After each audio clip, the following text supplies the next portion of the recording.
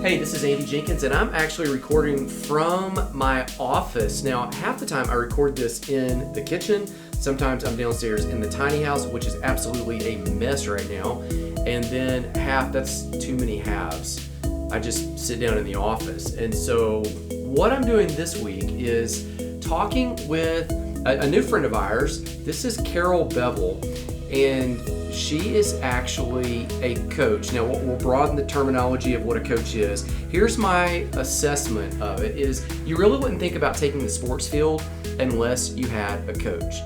But often people jump into the game of life and they're trying to tackle their finances or improve their fitness. They're trying to make something in the area of their family or relationships or any other thing, even their faith, work, but they just kind of get stuck, and it might be helpful at some point if you simply call in an expert. And so what I've done is try to demystify all of that and bring some experts to you on the podcast. I'll get back to some of the one-on-one things where I'm just talking, but this one is with Carol, and I was trying to figure out how to term this because my wife Beth reaches out to Carol. They're friends on social media, and she looks through this, and half of Carol's things have to do with faith, and half of them have to do with fitness, and the other half, and I know that's like three halves, have to do with both. And so I don't know if I should pitch you as a fitness coach or a faith coach. They're both areas that we talk about. They're two of the seven, but you came in here in biker shorts because you've been fitness coaching, but the first thing I see out is a faith book. And so let's talk about all of it. Okay. So thank you for coming over. But okay, talk to me about the biker shorts, because you just came in from Lifetime. From Lifetime, yeah. So I have been a cycling coach the whole of my professional career. Started out as an actual cycling coach, and then somewhere in the 80s, yes, I just gave away how old I am, but somewhere in the 80s, a thing came into being called spinning. Yeah. And I was recruited to do this. At first I thought it had something to do with yarn, and explained to them that I don't do crafting, and then they said no, it's a new cycling coaching thing that's coming out of California for indoor training. These are on the Mad stationary, Dog, bikes, but these are high-end stationary. Because my stationary bike that I'm used to is when I grew up going to Sears on Friday nights with my parents, and you've got the little tension cable, and and I'm I can't see the wind bath, yeah. But what you guys do, yeah, some of them had the wheel that was a fan, but what you guys do is they're on a completely different. Yeah, they're on a bike that's designed with a weighted flywheel to have the feel of resistance from a road bike and gears. Yeah. But you go in there and you do an hour-long class. And so I've been coaching indoor cycling classes, like I said, since probably the late 80s. Was a master instructor for Greg LeMond for about 10 years. Oh, really? Yeah. You coached Greg LeMond? Well, I was one of his master coaches. Oh, one of his coaches. So he hired me to go around the country and certify other people to become cycling instructors. And I've just done it all of my life, and it's my happy place. I've been a personal trainer and a nutrition coach as well, but cycling, that's my passion. That's my personal thing that I love to do, and Lifetime will tell you for years I never even clocked in for the classes. Just go to your own class and just work? Because it was sort of like they call this healthy way of life hour. Yeah. And I was their personal trainer and their nutrition coach. And so when I got to go into the cycling room to teach a class, it just felt like my break time. Yeah, you were going to do something that you were going to do anyway. Yeah. Gosh. Okay, so obviously the cycling thing's your passion, but I've got this book right here that is completely different. I'm going to put links to these in the show notes where people can see these. They can dive off and buy them. This one is about claiming your identity. This looks like a faith book. It is. It's a 21-day devotion. Not cycling. Okay, tell me about sports. This one, and then I want to make the leap back to the new book, which is on. This one is about faith and. That's a Bible study about rooting your relationship with food and wellness. Okay. Into God first. All right, so let's pull the blue one, the old one. Yeah. So we've got the fitness element. Let's go to the faith element. Okay, so what you don't know is I was raised Jewish, and I came to faith at the age of 40. and was pretty silent about my faith for various reasons. But then I guess about 5 years ago, I was in Arizona with my father who was passing away from kidney failure, so I had some time with him. Jewish father. Jewish father. Okay. And we were just talking, and he asked me why I was so silent about my faith. It wasn't my nature. He said, when I go all in for something, I'm all in. And that he was hoping he never was an obstacle to my being open about my faith. And I told him that it wasn't. It was just not something I was comfortable with. But in that conversation, he talked to me about writing a book, and you should write a book. He always said this to me, and I was like, no one reads books anymore. There are blogs, but I didn't even realize that at the time blogs were even passé by 5 years ago. And I got home and was complaining about starting a blog, and met a young woman, Alex Brigham, who said that she could design a blog for me. Okay. I started writing for the blog, and we were sitting in a coffee shop. She was talking to me about my nutrition coaching, my fitness coaching, my faith, all of these things, and I call it like a Holy Spirit download.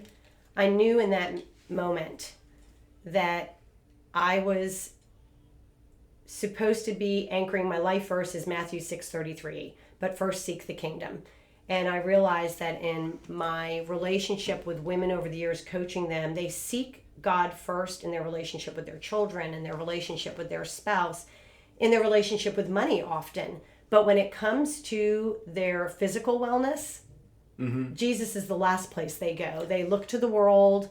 Yeah, people don't even think of those as being related. Right. Like it's totally disconnected. And I know that it sounds strange, but I sat down in that moment. I'm not an author. That's not something I thought I would ever do. And I sat down, and for the next, it was actually this book, Breakthrough. Yeah. Started writing this book about the relationship between our relationship with food, our relationship with body image, and what God tells us. And I just started writing this, and it just started like coming through me. Like I was running to catch up to it. I was being led to Bible verses that as a girl that didn't grow up in the church, like my husband was even, he grew up in Church of Christ, and he was just like, how? I was like, I have no idea. How do you know that? Like, right. I was like, I have no idea. And I just asked a lot of people to pray that it was always pointing back to God, and that it was never any kind of self-pursuit. And then this was pretty much done. This is the Breakthrough. This is Breakthrough. This is the diet. And yeah, it was pretty much done. Needed some hard edits and, like a go through. And I got diagnosed with breast cancer. And I got a bilateral mastectomy, and I was on bed rest. And my intention was to tighten this up. While you're on bed rest? Yes, and finish it up. And while I was there, my daughter, my college-age daughter, came into the room because they were all hanging out with me periodically because I was not allowed off the carpet because the doctor didn't trust me not to do. And yeah, he thinks you're going to get on the bike. Yeah, so he's like, and I did, and I got in trouble for it. And so... By the doctor or by your By the doctor, by family? everybody. Okay. One of the surgical nurses is a member at Lifetime, and she ratted me out. But I was in my room, and my daughter was in there, and I typed my prayers because I am a squirrel brain. My brain is going 1,000 miles a minute, and even when I pray, I start to pray, and then I'm thinking about the 27 things that I have to do, and then it's like, oh, wait. Well, yeah, you're a mom and a wife and a coach and And so I started to type my prayers because it just allowed me to be intentional and focused about it. And so I had my prayers kind of all scattered on the bed. And my daughter was like, Mom, you need to turn this into a book. And I was like, I'm finishing up a book. And she was like, this is like, you need to do something with this. And she said, there's 21 of them. I said, there are. And she was like, and I just finished 21 days of prayer and fasting with, she goes to a different church than we do. And it was like, okay. And I mean, this was put together over the course of my recovery. What year was it? Because this is the You Are His book. This is the first book, was written second. This came out during COVID has wiped time from me, but this came out right before COVID, so November So COVID shutdown happened in March. Yeah. So this was released in November Of 2020. of 2019. Okay. And then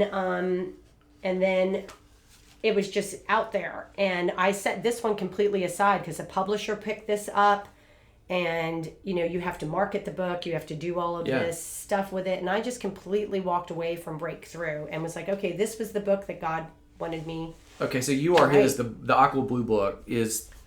It's a 21-day written devotional. second, but was actually published first because it's the 21-day devotional. And it's all about, and this book is really probably for women because I'm a woman and that's the perspective I'm writing from. But as a coach in the wellness industry, I spend an enormous amount of my time watching women edit themselves out of their lives because of how they feel about their physical presence. Okay, explain that. In the Because world. I think you're right on. Yeah, But you just said that in a way I never would have even thought of it. So if you look at a lot of women, they're a floating head in a photograph. They're spending an enormous amount of time, money, and energy camouflaging their appearance to make themselves feel better about it. They spend an enormous amount of time and financial resources trying to, quote unquote, transform their appearance. And ultimately what's happening is they're seeing themselves through the world, through cultural trends. This body type is in style. This particular look is what people are going for. And they're constantly toiling after these trends, and they're not guarding their gates. The enemy has totally claimed their identity. I listen to women's conversations. Because you're hearing them like when people are vulnerable. Like, like hairdressers and gym coaches. Trainers, like that's going to be the two. And so you're in that vulnerable space with women where you're seeing their weight on a scale. There are many women over the years that I've weighed. They close their eyes. Like, I know the number, but they don't know the number. And so I had written this blog post called, God is my mirror and Jesus is my scale. And what would it look like if that's where our identity was firmly anchored? If even these deeply rooted Christian women, rather than seeing themselves in the mirror or on the scale to define their worth, actually look to God. How does God see me? What does God say about me? And so the 21 days are, you are his masterpiece. You are worthy. You are complete. You are known. You are redeemed. You are loved. You are fearfully and wonderfully made. You are beautiful. You are his delight. And so you've been living it, like, because that's the table of contents right there. Yeah, and like so, you rattle in it. And so consistently, God is constantly telling us not to focus on outward appearance, but to look at the inner contents of our heart, not what we put in, but what comes out. And that through that, when we're salt and light in the world, our beauty, his beauty, we are made in his image. We are to be a reflection of him. We are to be a reflection of Christ's love. And the more we become that in our identity, the more we are exactly who God has created us to be. Delightful, beautiful, fearfully and wonderfully made. Because you're just reflecting what was already true that you just forgot. God doesn't make mistakes.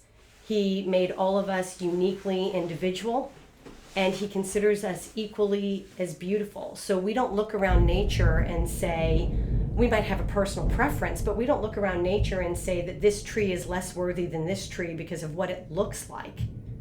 Right? Yeah, or that's a bad version of a flower. But that's how we look at humans, and that's how we look at ourselves, and that's the enemy. That's the enemy whispering in our ear. And so that's what You Are His was, just a devotional. They're about 5 minutes each morning. It's a Bible verse about what God's truth is about who he made you to be. And then it's a brief little reflection about my journey as being Jewish and as a personal trainer, and how these verses have impacted me. And then they're almost prayers. And you've got space in here for people to journal, to write. And it's not overwhelming. Like, there's not.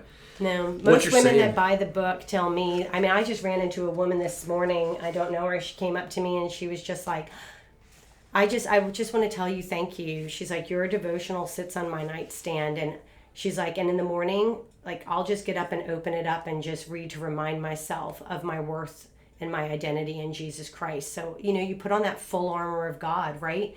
and you walk out into the world. Yeah. You know, rather than walking out into the world, just exposed, getting the tar beaten out of you, and then running back to the kingdom and saying, okay, fill me back up. It's like, instead, no, we don't walk out into the world alone. He goes before us and he goes with us. Right. You know, and he will equip you if you have his word written into your heart. I mean, latching onto these inherent identity traits seems so true.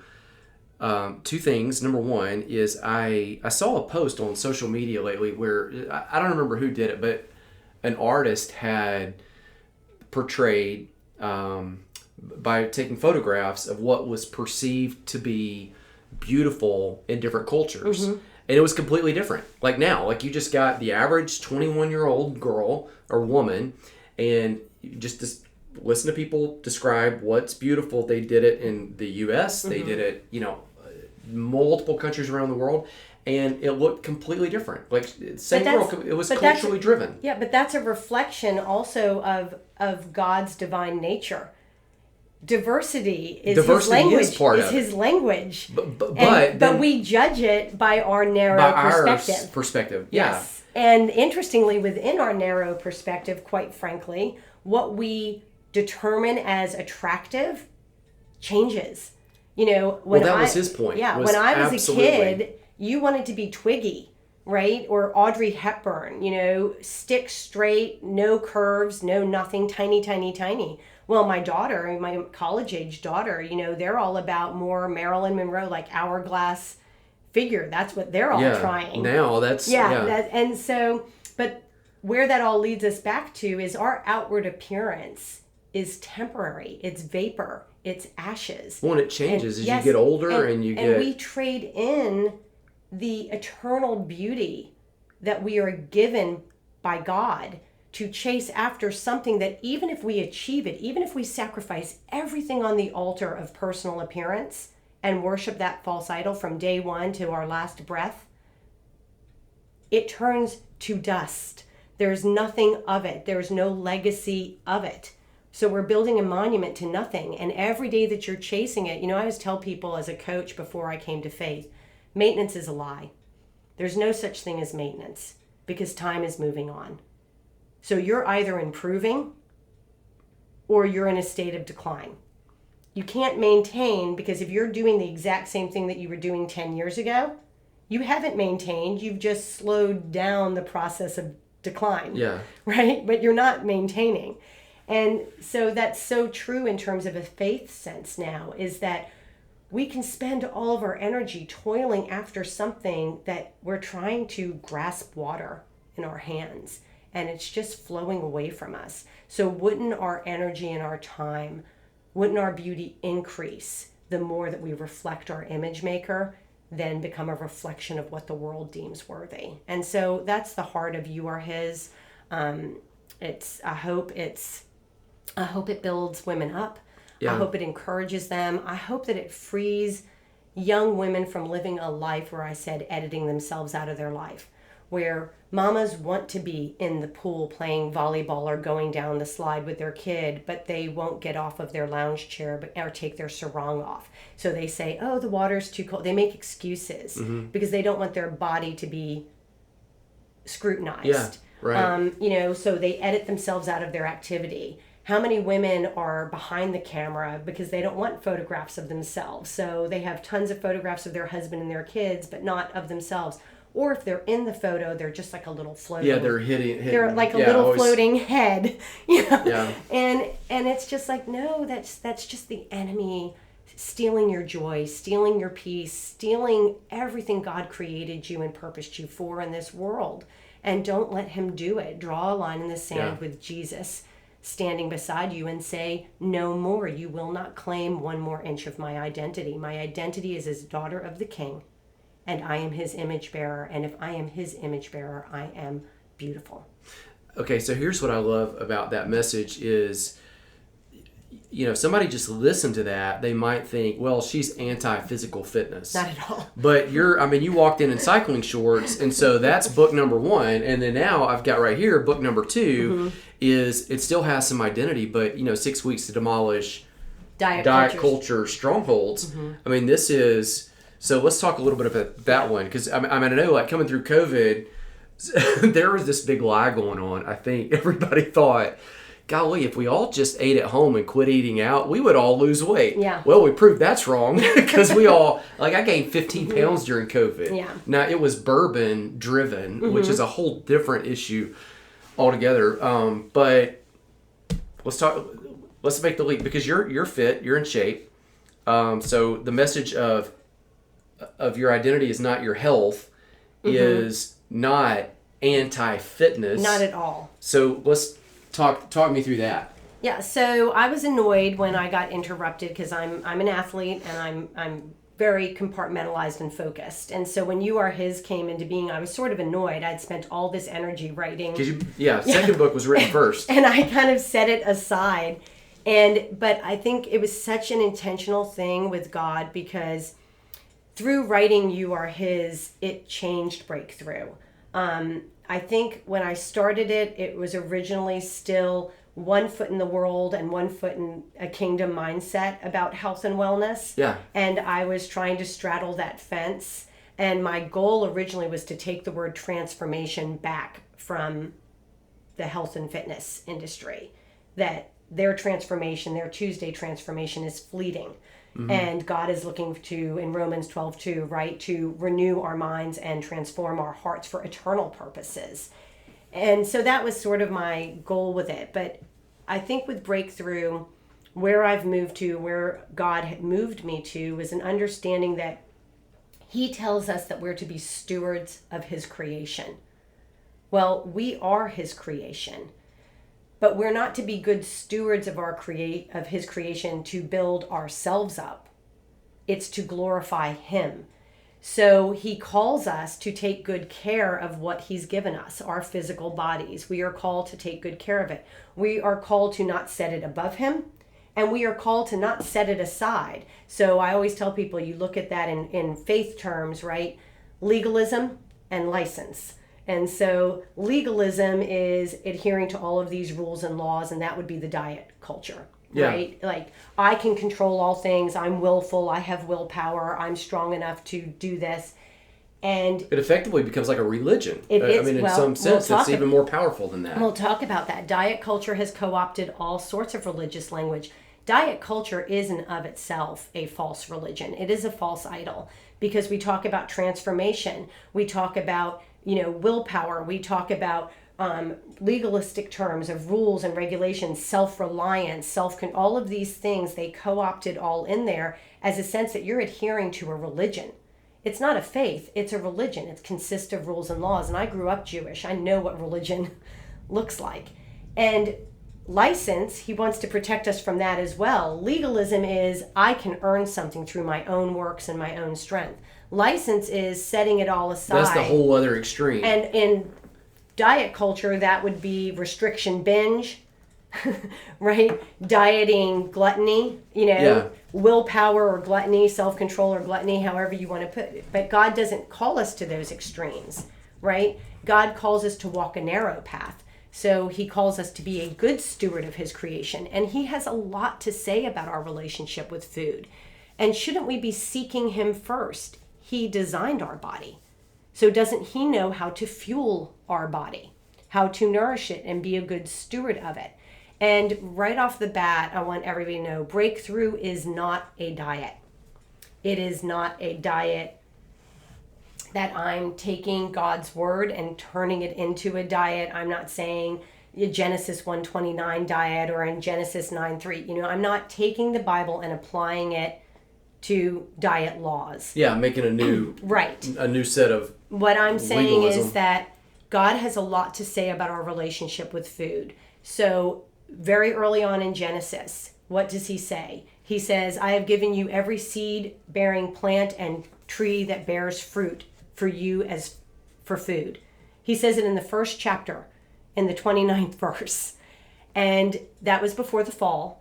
And so what has every single nutrition science, where do they all agree? And I don't care what diet regimen you follow, where do all diets that are healthy agree? That the bulk of the human diet should come from fruit and vegetables. So that's the first food that God laid out for us. So isn't it interesting that nutrition science has just proven what the Creator told us? Right. We function best eating the bulk of our intake from produce, from fruit and vegetables. Then after the fall and death was introduced, he said, I now give you every moving thing for you as food. And so that's your protein sources for people that are interested in macro, right? So that's your protein sources. So why do we have to eat protein? Well, we introduce death. So we're now in a state of decay. So from a nutrition science standpoint, what's happening to our bodies is our bodies are decaying, and amino acids are the building blocks, and they repair our body. So we have to ingest those because our body doesn't make all of them. So those are the essential amino acids. So when we eat protein sources, and again, I have no judgment here. I don't care if you get your protein sources from cow or if you get them from grains and legumes. If you're a vegetarian, it doesn't, I'm not promoting or anti any sort of way that you choose to eat. But we have to ingest protein to rebuild, repair, and restore our muscles. That's what we have to do on a cellular level. So if half of our intake is fruit and vegetables and then about a quarter of our intake is protein, our body is functioning real well. I know macro likes to separate fat as like this separate category, but all the fat that we derive comes from the first two groups. It comes from fruits and vegetables, and it comes from protein sources. So everyone always makes that same face, and it's like... I was processing because I got a whole book on keto that I read. I'm so thinking, everyone always thinks, but an avocado is a fruit. Yeah, you get it all from... olive oil, coconut oil, corn oil. It's all derived from that. And then, of course, everybody knows that we ingest fat from protein sources, that there's fatty fishes, and there's leaner cuts of meat and fattier cuts of meat. So we're getting our fat from... that's actually true. People are going to argue with that, but that's actually... So we're getting think about it. We're getting our fat from those sources regardless. And then, of course, he talks about in the Bible, in the Old Testament, he talks incessantly. He's always talking about food. And he doesn't demonize food. There's constant talk about dairy. There's constant talk about cheese and Proverbs. There's talk about honey and wine. So there's talk about sugar. There's talks about grain. Bread. We can go into the whole way that the diet culture has demonized bread and that Jesus is the bread of life in another conversation. But he talks about all of this food. He doesn't rank it. He doesn't say it's a superfood or it's bad for you. He created this for us, and we can eat it. So what does he say about being a good steward? I've given you honey. Don't eat so much of it that it makes you sick. That's Proverbs 25. That's just a great Halloween analogy right there. No, but So I've given you all of these blessings, all of these good things, but don't overindulge. Don't eat so much of it that you get sick. Right. But also don't worry about food. Don't let it cause you anxiety. So where breakthrough ended up was, do you experience the fruit of the Spirit in your relationship with food? That is ultimately the question. Because if you're not experiencing the fruit of the Spirit, then it doesn't come from God. It comes from the world. And so for people that are listening in that might not hear that, because about half the people that listen in come from a faith background, about half don't. Love, joy, peace, gentleness, patience. The first question I ask you're feeling good about it. You're feeling at ease, not anxiety. So the first question I ask everybody is, does how you eat, how much you eat, when you choose to eat, come from a place of love? Are you making those choices because you love the body that you've been given and you want to nurture and nourish it? Are you making those choices because you love the foods that you're about to eat? You thoroughly enjoy them. They're good. Because you should be able to. Right. But most people make their decision about food from fear and from guilt and from shame. That's how most of us choose to eat. There's a reason there's t-shirts that say, I survive on kale and tears. Kale was elevated as a superfood, so suddenly you had all these people that feel like they have to eat kale, even if they don't enjoy it. If they don't like it. Do you know what I mean? And so it's just like, do you eat from a place of love? Or do you make choices from a place of fear, anxiety, shame, or guilt? And if that's where you're making those choices, then I can tell you that your relationship with food is world-driven and not kingdom-driven. That your relationship with food is reliant on willpower, which is going to fail you, instead of spirit empowerment, which is going to increase your self-control. So with the fruits of the Spirit, the last of the 9 fruits is the spirit of self-control. And again, God's word is infallible. There's a reason self-control is at the end of the list of the fruit and spirits, because it's one of the most mature spiritual fruits. Well, and you're not going to lead with that. You're not coming in and going, okay, do better. But what does the diet culture lead with? It is self-control. It's total willpower. That is the starting point. Yeah, it is the starting point. You got to decide up. You got to man up or woman up. And God gave us willpower. Do you know why? God gave us willpower, and I always tell people it's like an exhale. It's just a moment where you're confronted with a flesh desire, a desire for something, and it's just enough to turn your face from it to God so that you can be led by Him. But if we dig into willpower, then we are propping up our own strength, our own power, and we're making less of His.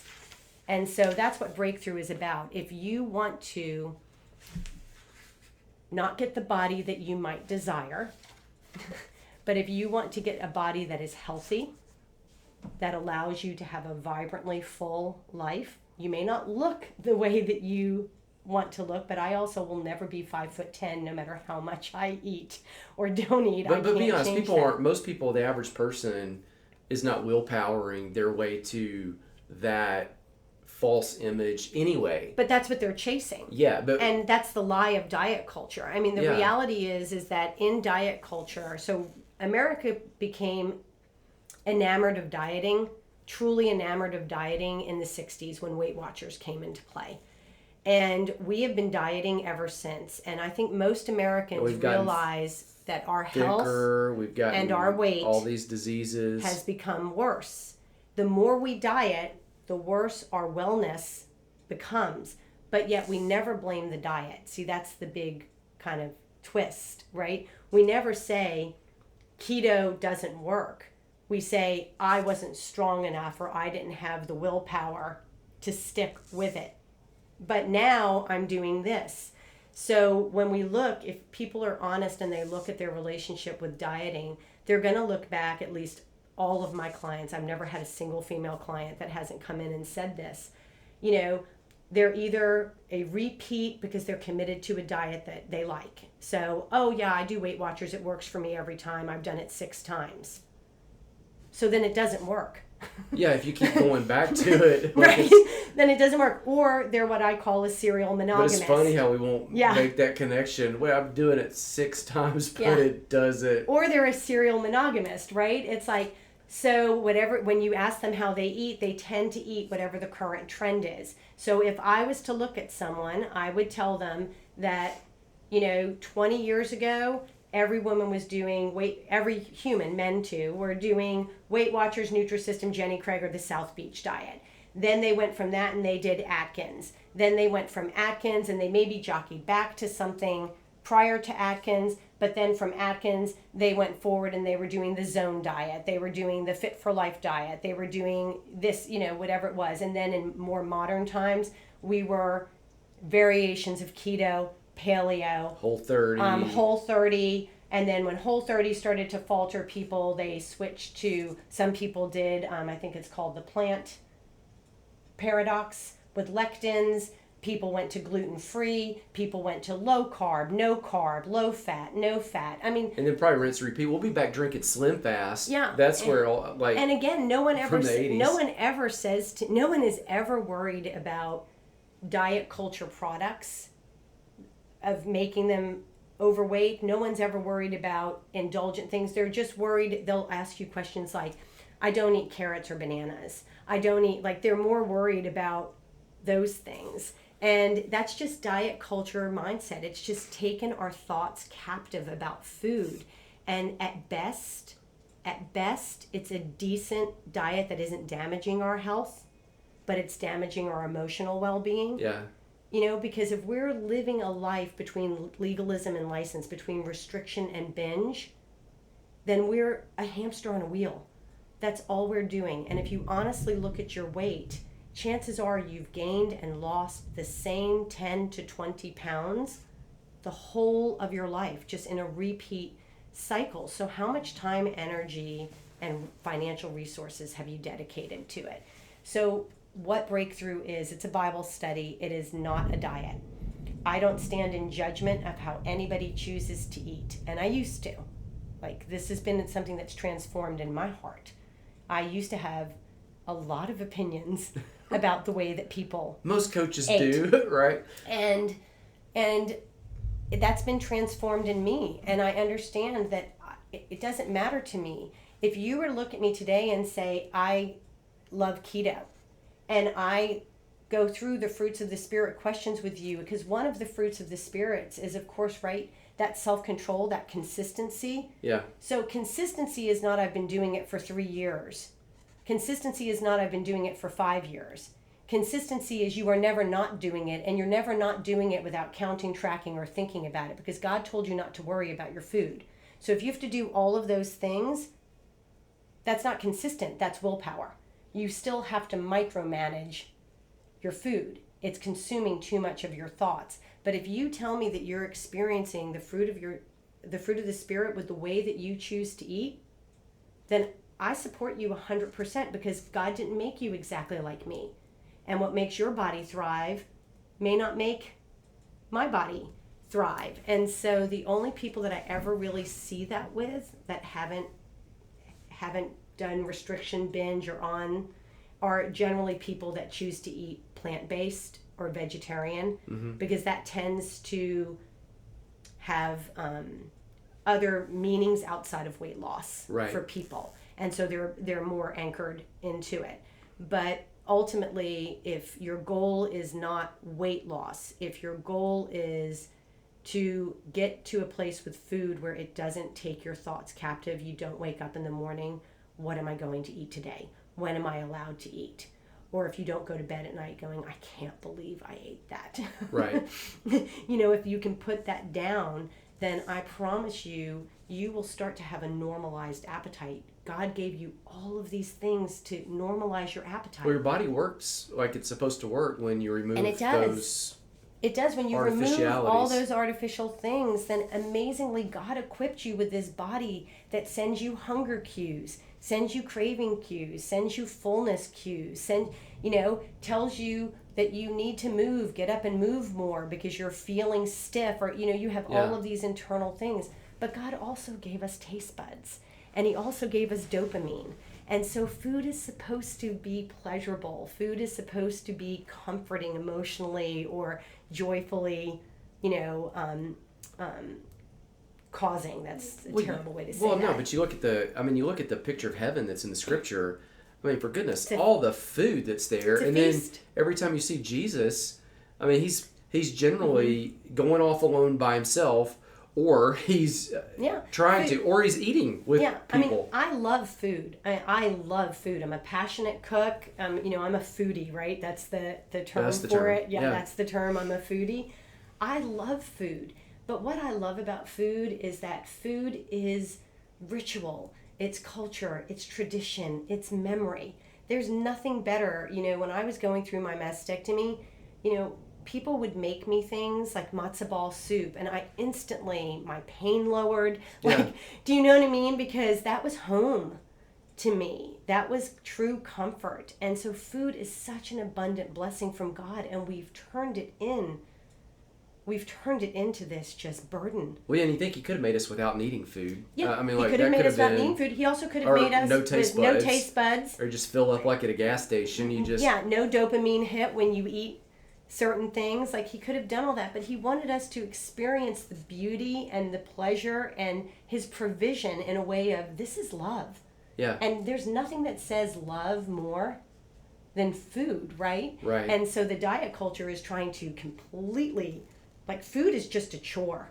If you're a good person, you eat like this. If you're a good person, then you only eat this much of these things. Our worth is totally tied into how we eat, and God's constantly like, don't you think I'll take care of you? Do the birds worry about what they're going to eat? So why are you worried about your eat? Don't worry about what you put in your mouth. It's just going to pass through your stomach and exit your body. But he equally says, be a good steward of my creation. So back to your original question. I think I am not a proponent of healthy at any weight, and I do know that that exists in the diet culture. I do think that the human body under a certain amount of weight starts to suffer physically from that weight. And so I'm not a proponent at healthy at any weight. I am a complete proponent of worthy and beautiful at any weight. Right. But medically, there comes a point where your weight is going to start, whether it's too low because you suffer from an eating disorder, or too high because you suffer from an overeating or a chemical or hormonal imbalance disorder. Those two things are not healthy, but you're still of equal worth and equal beauty. But the majority of Americans are healthy. Their weight is probably fine. Do you know what I mean? Mm-hmm. They just don't like the way that they look. So I think that most of America probably needs to shift a lot of their focus from controlling how much they eat to moving more. And I know that they work in concert. When you're moving more, your appetite tends to eat better. And so they do play off of each other. But if we put down the burden of what I call strongholds of fear, restriction, willpower, and breakthrough, when we unshackle ourselves from those things, food starts to occupy its place instead of taking over our every thought. And so yes, I'm not telling people not to be good stewards of their creation. You have been given this body to fulfill your kingdom purpose. And if your health and your body are getting in the way of you going out on mission for God, whatever your mission field is, and my mission field is not Africa. My daughter loves to go on mission trips, not me. I like a hot shower and a good cup of coffee in the morning. I'm an air-conditioned girl. So that's not my mission field. God has not called me to that. My mission field is, people call me a fitness evangelist in my cycling classes, my social media, my speaking engagements. But if my health wasn't good, if I didn't have energy, if I wasn't fit, then I wouldn't be able to do those things for the kingdom. But it's not to glorify me, it's to glorify him. So I'm not honoring my body. I'm being a good steward of my body to honor him. Yeah, the creator. Well, I think you hit on something in the end right there that's very important. That's why, we talk a lot about fitness in some of the Facebook groups and in some of the posts we make. And, people sometimes ask why, because most of the stuff I write and talk about tends to be grace, finding wholeness, people finding their purpose, empowerment, those types of things. And people sometimes ask, well, why and how would fitness fit in that? And for me, it's really, you've been given this body, so it does become a stewardship issue. Also, if you've got this great call on your life and this incredible purpose, it's going to be constrained by the temple that you're in. It will be. The ideas that you have, and I believe everybody has some measure. They're called for greatness, for a purpose, to make a mark on the world. They are a unique, unrepeatable miracle of God that is here as a gift. They give something that no one else has. And if they're not as healthy as they can be, which is different for all of us, then that gift that they have, it is limited in what they can share based on, you can't live your call if you're sick on the couch. But again, that's legalism and license, right? Because if you go to the altar of legalism and you set your fitness above the measure you've been given, the gift that you've been given to go out and glorify the kingdoms, you're spending so much time, right, worshiping at that altar, then you're setting God aside. Equally, if you're not a good steward at all, then your health can become an impediment to you being able to do that. That's why God calls us to walk a narrow path. That's why God calls us to enjoy but not overindulge. Do you know what I mean? Yeah. He calls us to that in all areas of our life. And then he says, as we move through our faith, as we move through our life, looking more to him, seeking him more, going to his will more than our own, then we will spiritually mature, and the things that hold us captive in this world will fade, will decrease, right? More of him, less of me.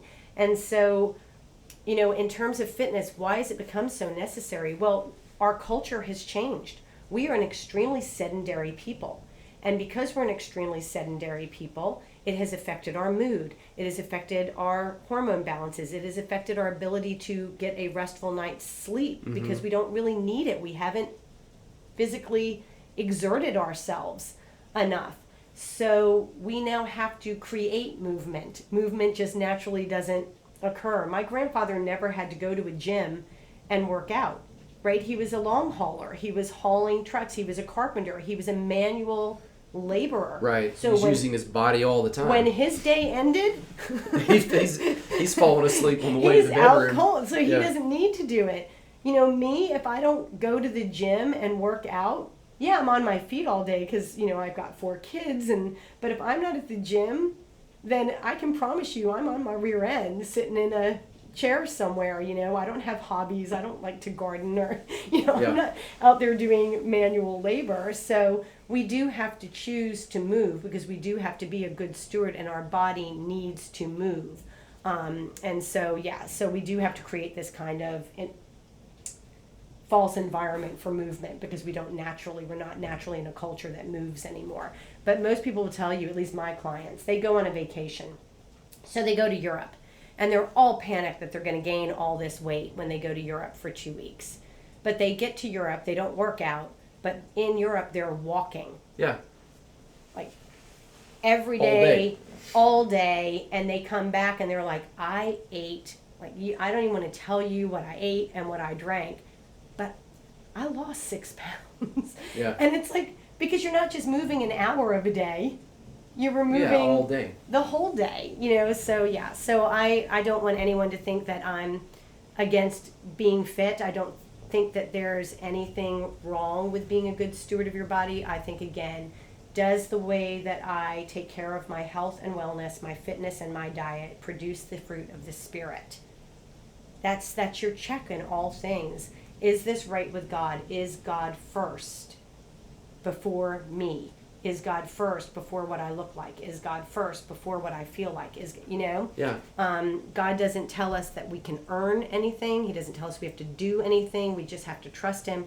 But he also doesn't want us to just be a lump. He wants us to participate in the process. Yeah, enjoy the journey. All right, so let me recap here, and then we'll sign off. I've got book number 1 was the Healthy Breakthrough book, but the first book that actually came out was the second book, You Are His.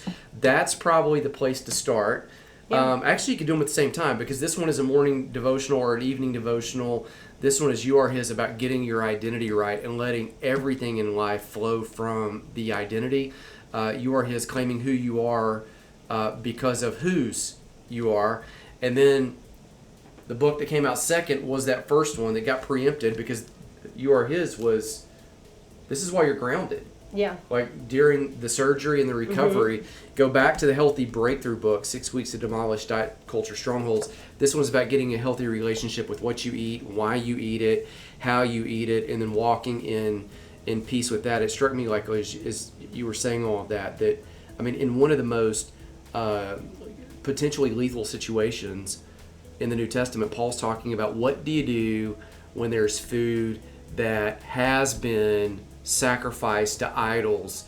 As a Christian, do you eat the food or not? And Paul says, like, his answer is just eat what's set before you without asking questions. Yeah. You're like, so that's the freedom that you want. You want yeah. that kind of freedom. Thank you so much, Carol. I'm going to put the links to these books and the links to your blog, to your website, any social feeds, all in the show notes where people can jump on and follow along there.